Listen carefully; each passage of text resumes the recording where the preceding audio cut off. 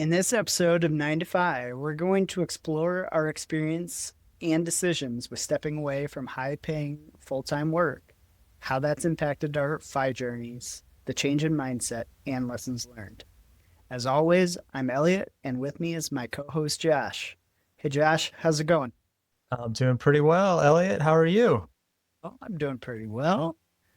We talked a little bit before we hit record here, but just coming off the Thanksgiving break, I had a full 9 days of no work, so it felt like an eternity. And especially with my kids were also off school for, I guess, 5 contiguous days. So it it felt like a long time. Is are you saying that from the standpoint of it was enough time or long? It just went by slowly. Yes and yes. They each have their pros and cons, but yeah, no, it was great to have some time with the family for sure. Well, should we dig into the meat and potatoes of this episode of why I left a six-figure income? Yeah, let's give it a shot. I guess before we start, we'll just mention that if you're enjoying the show, please consider giving us a thumbs up on YouTube or a 5-star review on Spotify, Apple, or podcast player of your choice. And don't forget to share us with your friends. We'd also love to get your feedback, good or bad. So feel free to leave us that wherever you're listening or watching, or you can just send us an email, and we really appreciate it. And with that being said, Elliot, I wanted to mention that our last episode did hit a pretty good spike on the YouTube side. So that was kind of cool to see. And we want to just make sure that we let everybody know that sometimes we do share some things visually. So it's nice to see those things on YouTube. Excellent. So, first, Josh, six figures is a milestone that many people chase. Why did hitting that number actually feel so good for you? I don't know that it felt so good to me, but I do remember whenever I hit that number, I was in the mid 90s range one year, and there was an opportunity to take on some additional work for my company. I guess this was in like 2022.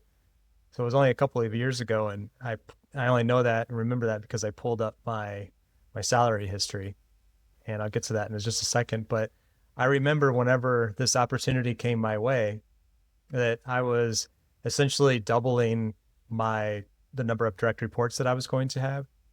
And my boss that I had at the time, I I basically told him that, yeah, I will take on this opportunity. I kind of volunteered for it. It wasn't a situation where they came to me asking if I was interested. I volunteered for it. And it essentially meant that we were going to be reducing a headcount because I was just going to take on the work that other person had. And I said I would really like to have a pay increase, a significant pay increase. And I say significant because it's typical to get the 3% or so for whatever, if it's just taking on more work or your interview. And he said, sure, let me see what I can do for you. And he came back, and I had a number in my mind, and I had been listening to some of the episodes on some of the podcasts like Choose FI where they were talking about how to negotiate, and I was hearing a lot of that. So I was in a position where I was like, I can take it or leave it. I can actually say no to this. And I thought I had a number in my mind. I thought if he comes back to me and we have to go back and forth, like I really want to be above six figures, and I would really like to be somewhere in the 120 range. And we also had a bonus percentage that we were given. So if I move to the next level in management, I want to get a higher bonus percentage as well. So he came back to me a week or so later with, so I was at 95, and he came back and offered me 125. It was huge. It was exactly what the number that I had in mind. And the bonus percentage, he proposed that I go from 10 to 15%. And I was like, okay, well, here's my opportunity to negotiate. Can you go higher on the bonus side? And he said, let me see what I can do. And he came back at 20%. I was like, wow. I was floored. I was over the moon. I could not. So I guess I was actually really excited about hitting that number now that I think about it. But it wasn't necessarily something that I was chasing. And it just kind of came about in the middle of a year, sort of by chance, because a situation opened up that I could take advantage of. It certainly is interesting. I probably should have done my own homework to look up my own salary ranges now that I look at it and history, because I do keep all of that information.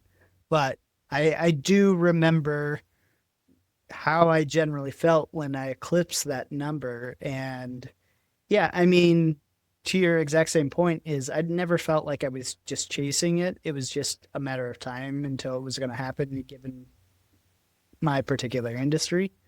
But I mean, I think that there certainly was a feeling of pride that was like, yeah, that always used to be that number that everybody would say, "Oh, you've really made it if you're making six figures," right? I think that is a message that was certainly instilled in my mind, and I'm sure that probably rings true for you, is, hey, you're doing really well if you're making six figures, right?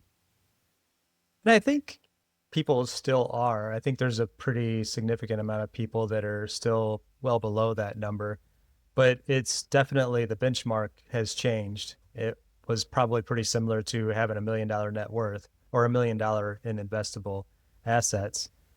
That number is probably needs to be a bit higher than that to have a comfortable lifestyle these days. But yeah, I didn't hit that. I think I mentioned it, but I did not hit that until 2022. So it was just 3 years ago. And maybe a tip for you and the listeners, what I did is I used SSA.gov. So I Social Security, I think it stands for administration.gov. And you can go in there and create a logon, and you can see all the money that you've ever made in your entire working career that would have gone towards Social Security, or had some Social Security deducted from it. So I started working back in 1993, Elliot, back when you were in like elementary school. That's true. Yes. My first couple of years that I started working, I worked for Dairy Queen in high school and made just like $5,000 a year. Minimum wage back then was $4.25. And I didn't really start working a traditional, I guess, typical full-time job with benefits until the year 2000. And then my first full year of income, 2001, I made 30,000, $30,001. So I just barely crossed that 30,000 mark. And then my career, I mean, it's just my percentages. I worked for a pretty decent company and I always got pretty good reviews. I worked for the same company for 25 years, and a lot of my pay increases plus promotions, I guess I can just look at the average here. Looks like it was about 7.3% increase year over year for that period of time over those 25 years. And there were some really big ones and there was some really small ones, but I topped out at 153 in 2024. And I only spent 36 months with my base salary being above the six-figure mark. Yeah. I mean, it really goes to show you that, everybody thinks that, especially in the fire community, is not saying that people within the fire community, but people outside of the fire community think of the fire community that, oh, it's just a bunch of tech bros that just are making hand over fist kind of money, and that's the only way that you could ever retire early, right? Is that you're just making gobs upon gobs of money. And we know that that narrative is just false. So yeah, I mean, that's really informative to hear. I think for the listeners to hear like where you started and obviously where you're at now. Really, my efforts towards early retirement started in around 2012. So that would have been 13 years ago. And back then I was making 55,000. That was what I earned in 2012, $55,016. And I just kind of compared that from an inflation standpoint to what that equates to in 2025 dollars. and it's about 77,000. So if somebody is listening today and they're making 77,000 or somewhere in that range, and they're starting from zero, I guess that's the other key point there, because my net worth back then was, I think, right around $100,000 or maybe a little bit less than $100,000. I'd have to double check that. But I went from essentially there at starting out at 55,000 and 13 years ago to leaving full-time work in 2025, 13, 14 years later. That's pretty interesting. So in the time where you were talking there, I got curious and I pulled up my sheet. So in 2012, my base salary was also 55,000, and I guess the first year where my base salary crossed that 100,000 was in 2019. It's crazy how quickly, I mean, just doing the right thing can change the trajectory very, very quickly. And now, would you say that because yours grew more rapidly than mine did, you were over about a 7-year period that you essentially doubled your income. Was that because you changed employers and saw some pretty sizable increases? No, so I was actually at the same employer from 2012 all the way through 2022. So I know that I was pretty lucky in that I actually keep all of these percentages and everything else. So I had my base salary, I had a bonus, and then they also gave us profit sharing.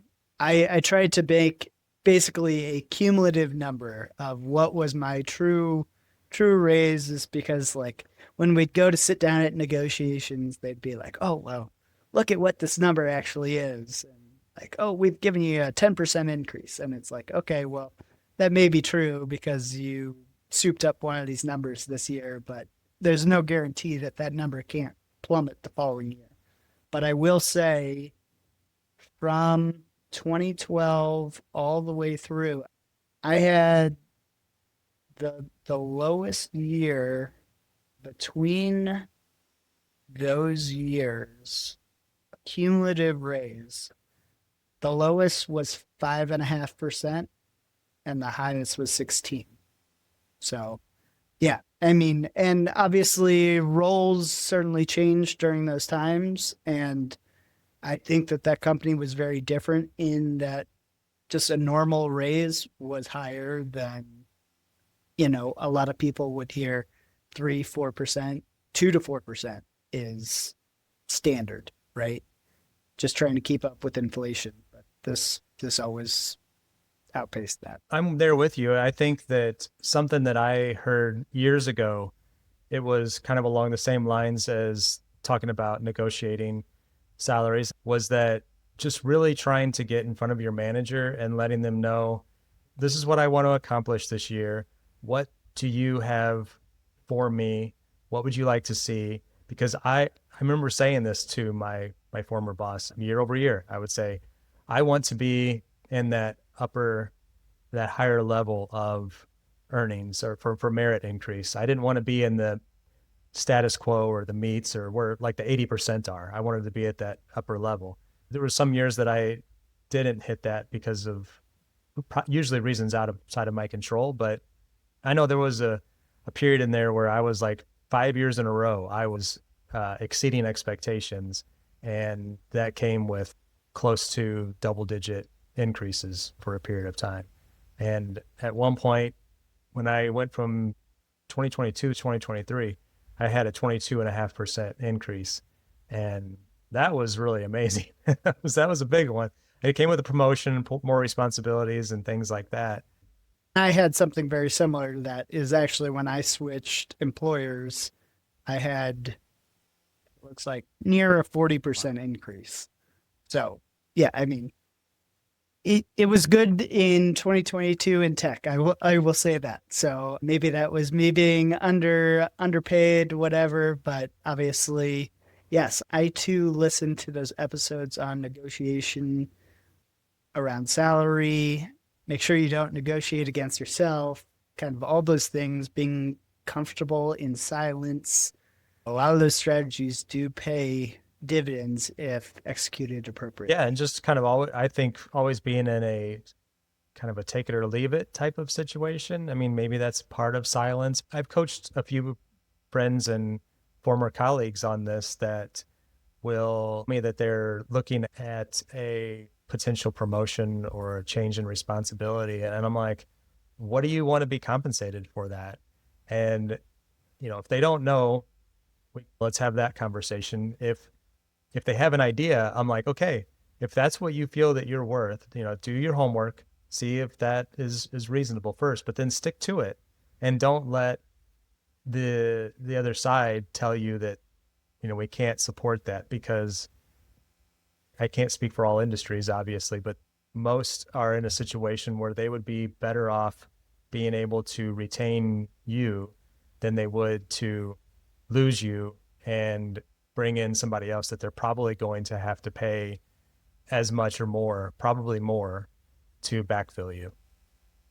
Time lost through efficiency of just having that vacancy, and you're going to have to pay market rate, which is almost undoubtedly higher than what current compensation is. So, all right. Well, we went on a little bit of a tangent, but I think that one was very good there. So we've talked about your fire story in the past. Once you found Mr. Money Mustache, did that really cement in your mind that once you hit your fine number, that it was immediately time to put in your notice and pull that RE cord? I guess fine number has always been a little bit squishy to me. I never felt like super solid on what it was going to look like. And I'm kind of glad that I waited a little bit longer just to kind of see. And going back to my story a little bit, I thought that for a period of time that my wife Lori and I were going to walk away from full-time work at the same time, and that turned out to be, she wasn't really ready for that. So wasn't really an issue.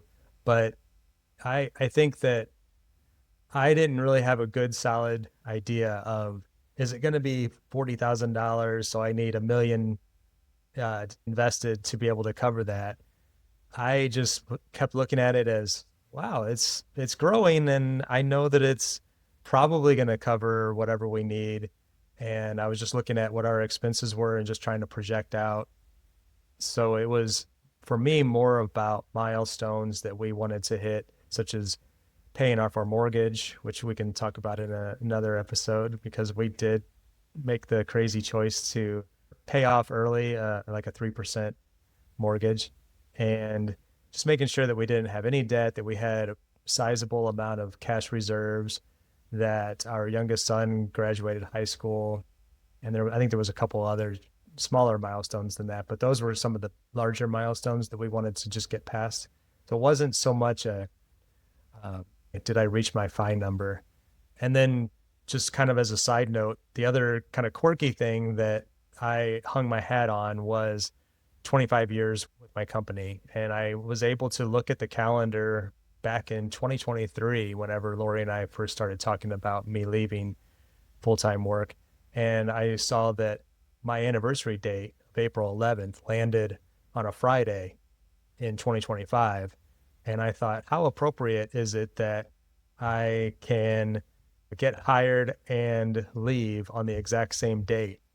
And it's on a Friday. So it just kind of all, and it was after the bonus period and after all the other payouts that come during that first quarter of the year.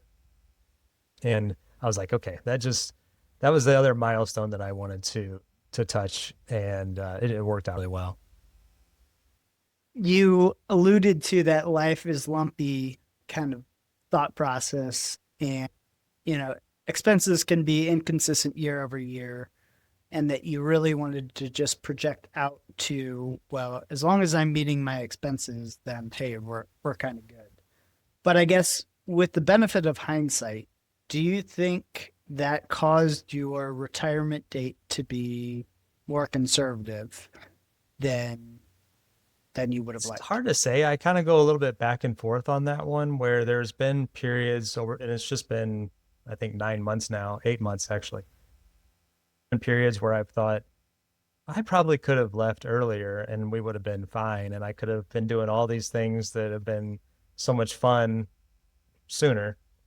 And then I've actually swung the other way because of the lumpiness at times where I've thought, oh man, wouldn't it have been nice to have that steady paycheck and just continue to stack that brokerage account or whatever other account that it could have been.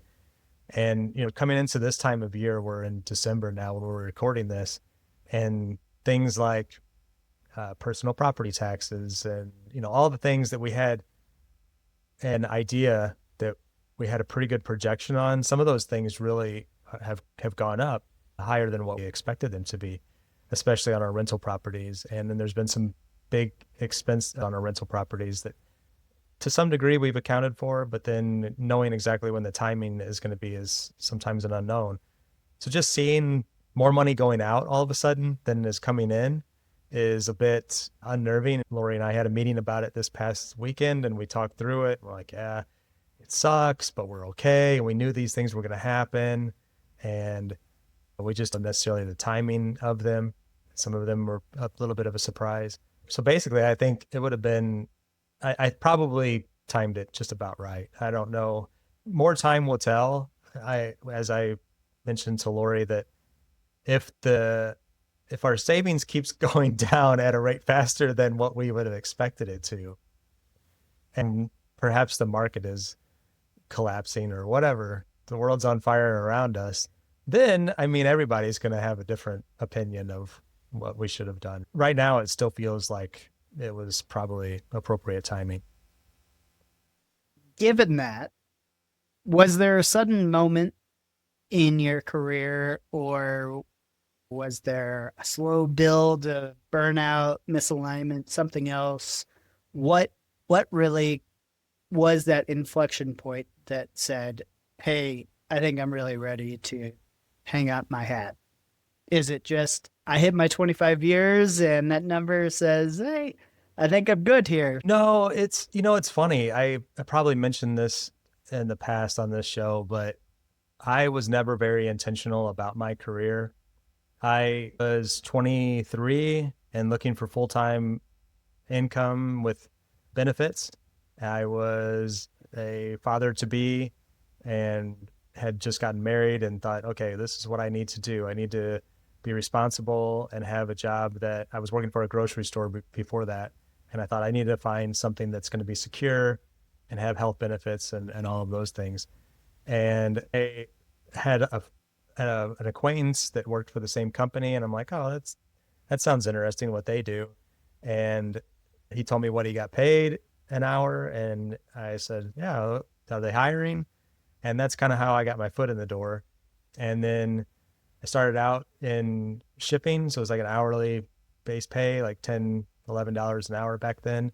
And I took advantage of the tuition reimbursement program because I had an associate's degree but didn't have a bachelor's degree, and spent a couple of years finishing up a bachelor's degree, but it didn't really know what I wanted to do or what type of degree I wanted to seek. But business seemed straightforward and easy enough with a full-time job. So I got into business and then didn't know what I was going to do with that, but found I've been the supply chain world, so in planning and scheduling. And the way that I found myself to that was because my stepdad did similar work for the company that he worked for. So I knew what a planner was. And I thought, well, I at least know what this kind of role is, so I can head in that direction. It never really was a calling or wasn't anything that lit me up. It was just like, okay, this is a career path. I can just follow that. So long story short, it was never really something that appealed to me. And once I got in, I was probably ready to get out. And I turned it into a role and department.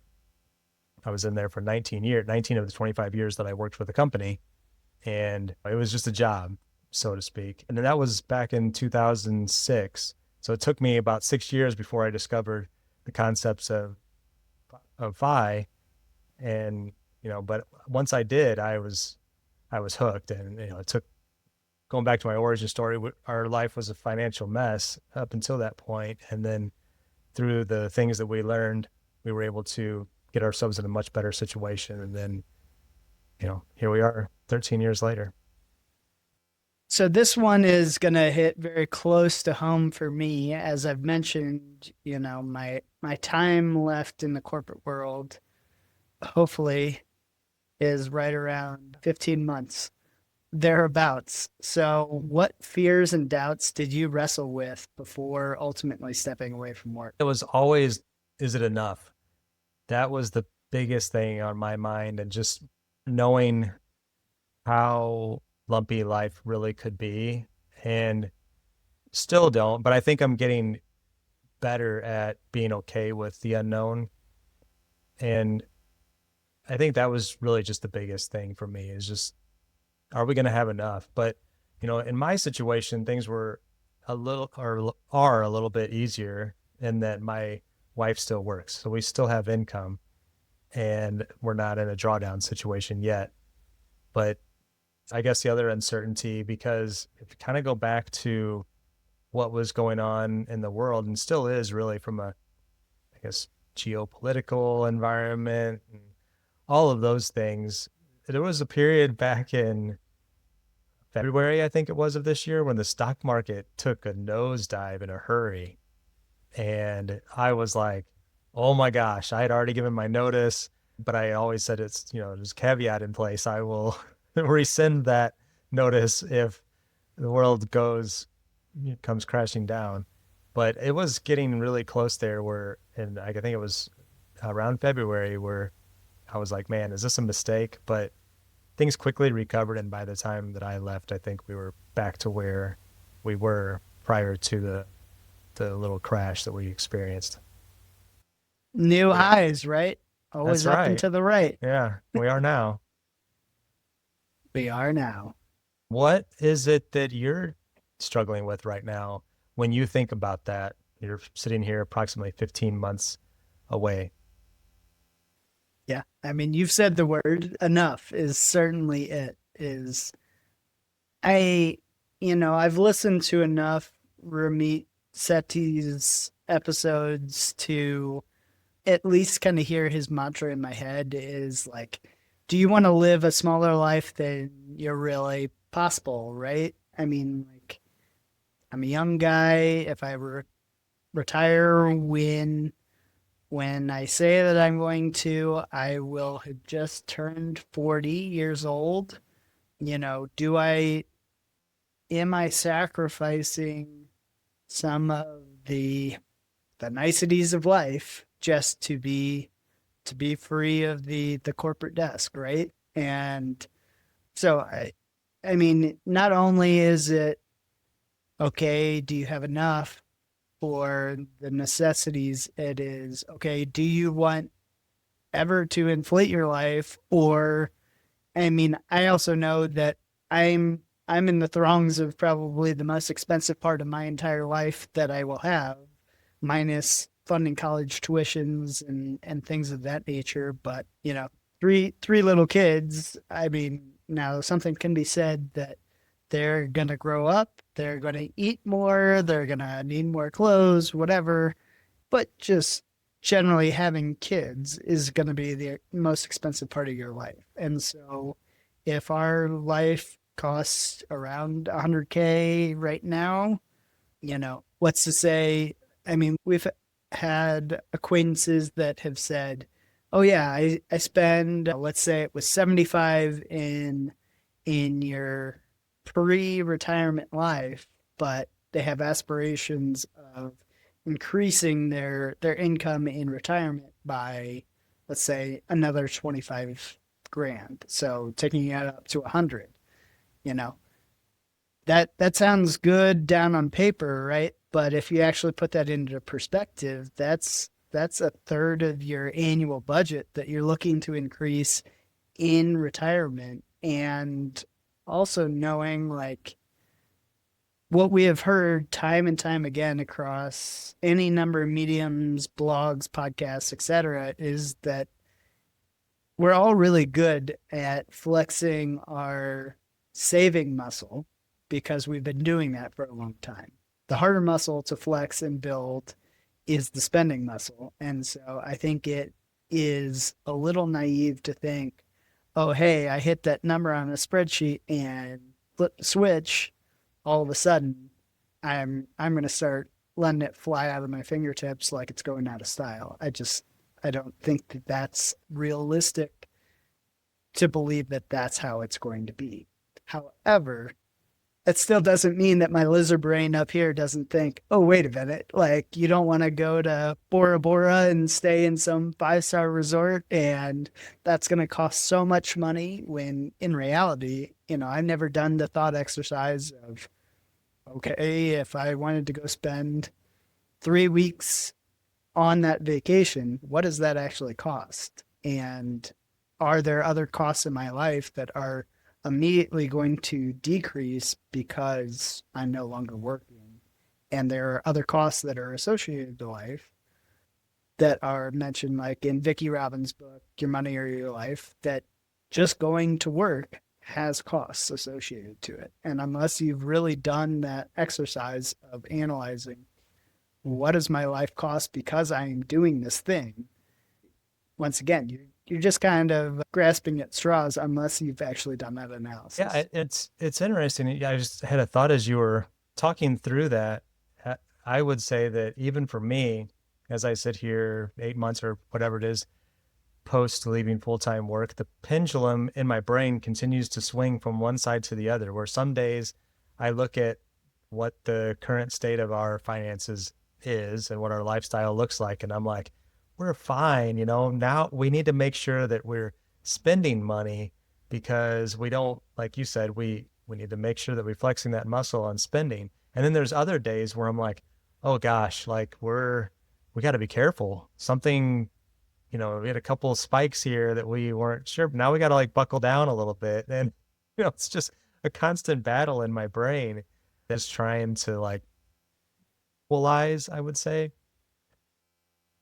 As part of retiring early, I think something that anybody that goes through that process is going to struggle with is having either pressure or judgment, real or imagined, from people in their life who thought that leaving that income is a mistake, or just saying, that the whole thought of early retirement and that leaving work is preposterous. So how have you handled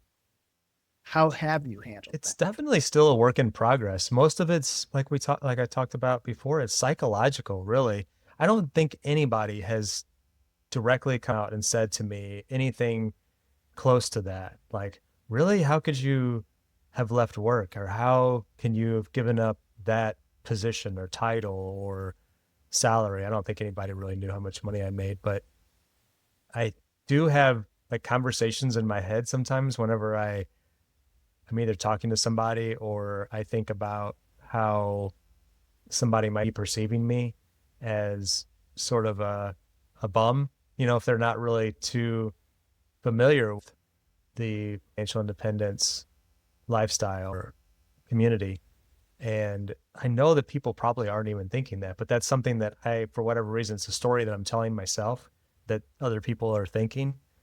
And it's rare, but those kind of things pop in from time to time. And I just have to keep telling myself, like, who cares? Like, if they have those thoughts, so be it. They don't appear to be treating me any differently. Yeah, we go back to that quote that I would butcher, but basically, hit that 40 and you realize nobody cares, or I don't care what anybody else is really thinking about me in the first place, right? So Yeah. maybe someday I'll get there. I think it's one of those things where occasionally you'll hear people talk about, oh, I don't want to go back to work, or maybe they're like, oh, I'm just so busy. I can't figure out how to do all these things. Work is in the way, or, any number of things where somebody's complaining about their lifestyle because work is just such a big part of it. Where if I'm a part of that conversation and I'm not interjecting and saying, hey, well, guess what? I'm retired. or I don't know that problem, or I don't have to worry about that anymore. I don't ever do any of that unless it would be with, maybe with you or somebody that I'm closer to that's in the community that kind of understands Yeah. the situation we're all in, that are striving for a similar lifestyle. But moments where I'm like, I feel like all eyes are on me, where it's like, well, you don't have to go to work, or you don't, and people don't even say that, but it's just one of those things that it's in the back of my mind that somebody's thinking that because they're complaining about it, because they're not as fortunate enough to be in the same situation that I am. Well, that's all I think whenever I'm talking to you, Josh, is man, what could I be thinking about this guy who doesn't have to go to work? And I'm sitting here complaining up a storm about why did I have to drag Yeah. myself into work today? So, Cousin me. yeah, Commuting, huh? exactly. All right. So I know we've talked about this in a few episodes before, but I'll try and distill this down to maybe a singular point of what has surprised you most about life on the other side of that decision to step away from work. The biggest surprise for me is that I still don't have enough time to do all the things that I want to do. And I think we talked about that in a couple of episodes more in depth, about how I have all these interests, and we've more recently talked about side hustles and just a variety of things that I like to get involved in. And I tend to have a little bit of attention deficit situation going on, where shiny object over here, shiny object over there, and I want to just lean into all of them. And I think I thought that I would have a lot more time to explore even more things than what I have found that I actually do. And they continue to come at me unexpectedly that I have to take care of. So there's like all those types of distractions that were always there, but I think there was always maybe an expectation that the distractions would just be a tiny piece of the everyday life. But as you know, Elliot, you might have a refrigerator that is giving you a problem, or a shower that's backing up, like you were talking about before we hit record, that is suddenly something that needs your attention today. And now some of the things that you thought you were going to do that day are going to be set to the side. That's probably been my biggest, like, learning, or something I didn't expect.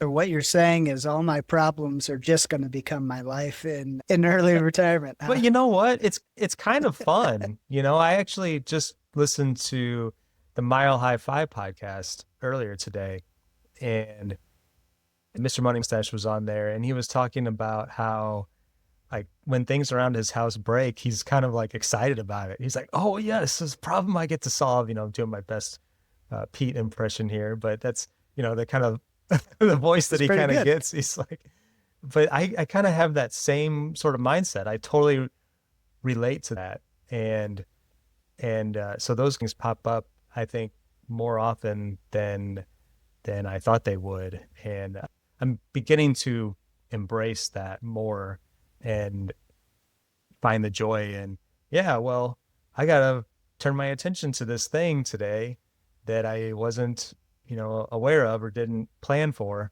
but now I got another problem to solve. And instead of like complaining about it or getting irritated about it, it's like, hey, I'm free. I'm free to be able to take this on, and it's not like a stressful situation as much as it is just a part of like my lifestyle now. So you opened up the perfect segue for this question as well, is did leaving open any unexpected new doors aside from this glorious podcast? Oh, well, I would say I took up running for a period of time and haven't been doing much of that since summer.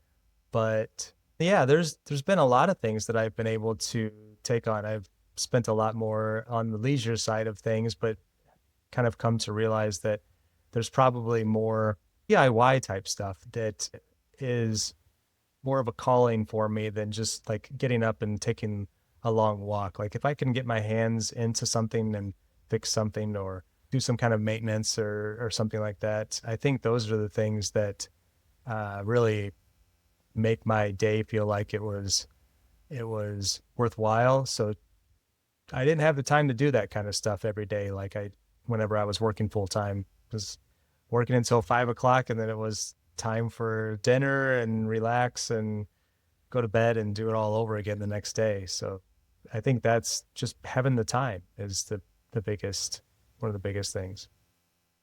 Another one right down the fairway for me is for listeners who are in a similar position like myself, high income, but just generally unhappy that I have to go to work each morning. What's the first step you tell them or myself to take? I feel like you've taken all the right steps so far, Elliot. You're in a better situation at the age that you are than I was. And now that what I would have probably said is pick a date in the future, even if it's something that has potential to change. Like try to hang your hat on a date, whether it's a year, 2 years, 5 years down the road, and look at that as like a potential finish line or goal.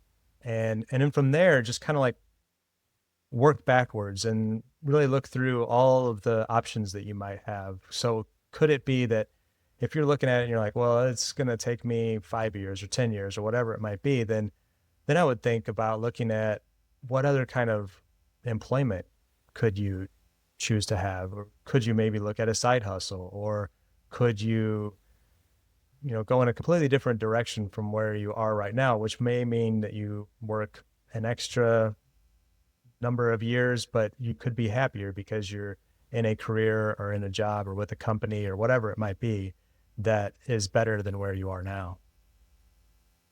Yeah, absolutely. How has your definition of success evolved since leaving work? I never really thought of my career as being something that meant any kind of success about me or for me. It was just a means to an end. It was what I had to do for the period of time that I had to do it. I guess I would say for me, success is just being healthy and being available to other people, and to be able to have my days where I feel like I have contributed in some way, not necessarily been productive, but been available and been helpful, and just the overall mix of having some level of socialization and all those things that you and I have both talked about in our what our perfect days look like. And I mean, as long as I can kind of like mentally track that, that to me feels like success. How about for you? What do you feel like the answer is similar for you, or would you change anything with that one? Yeah, I would agree is that I've never really used my career as a measure of how successful I am. Now, I won't say that altogether in the back of my brain, it hasn't, like, somebody asks you what you do, that I didn't take some form of pride in saying initially, like, what I did. And that was probably earlier on in my career than I'd say now. But yeah, I mean, I think exactly like you're saying is what is a successful person in life, I don't think correlates to being somebody that is successful in business necessarily. And or not necessarily, just at all, right? Is I want to be optimizing for having a good life, a successful life, and that doesn't correlate in my mind to accumulating money or anything else. It is ultimately making the world a better place, you making a better place for making a better overall experience for the people around you that you interact with, just like you were saying. Yeah. I mean, I think you summed it up very well. Very good. Yeah, you added a nice touch to that one. All right. Finally, would you ever go back to a corporate job?